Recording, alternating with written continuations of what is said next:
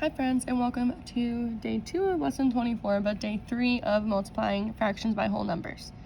So today we're going to be doing pages 507 and 508 together, and then you're going to be trying out page 510 on your own, okay? So let's get started with page 507 with this word problem. So James is baking cookies. One batch of cookies uses 2/4 teaspoons of vanilla. James wants to bake 3 batches, so how much vanilla does James need?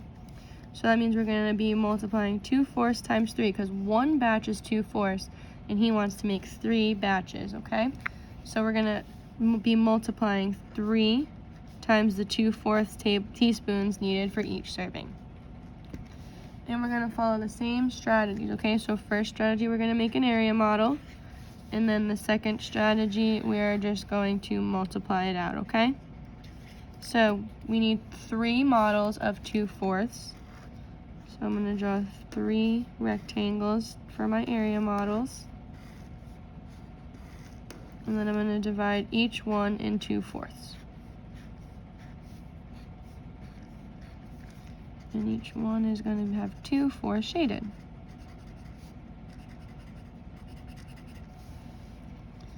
So we can say that 2/4 plus 2/4 plus 2/4, denominator stays the same, so 4, 2, 4, 6.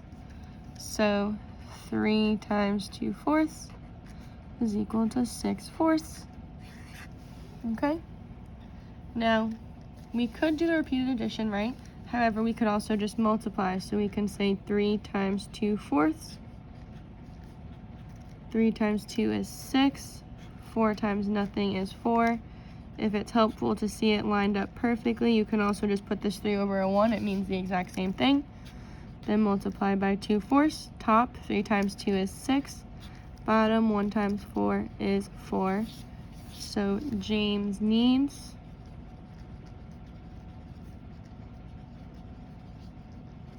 6/4 teaspoons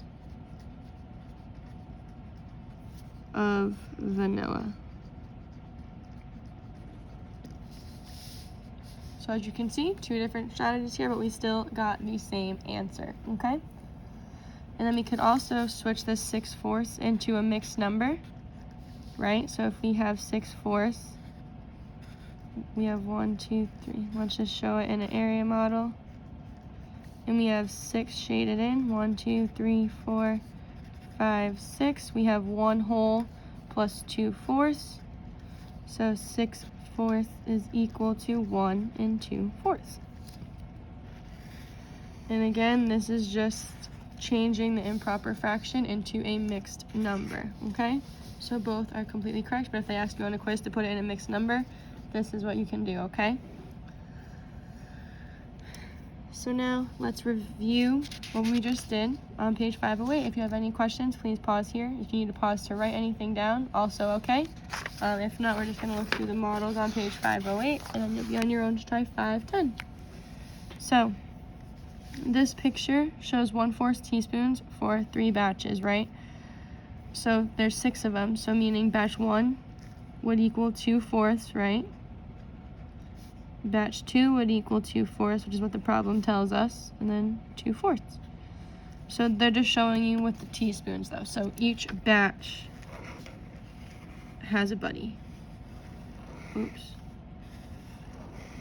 So batch 1, batch 2, batch 3. Okay? So that's like using our area model, just using spoons instead. And then same thing down here. You can also use the fraction bars, which is what we did, right? So we just use repeated addition to help us figure out for each batch, because if one batch is 2/4, we just have to repeat that the 3 times for the 3 batches that James plans on making, okay? So I think these pages do great at just showing you different ways to model it. So if you want to circle, star, this is a good one to go back to on a quiz day or a review day, okay? So if you have any questions, please feel free to ask. If not, you are trying out page 510 on your own, and do not forget to show me page 510, whether it is live on the Meet or on Seesaw, okay? I'm available for questions on any of this, even if it's on the independent practice, so please just join and ask. I'll be happy to help. and I'll see you guys soon. Bye.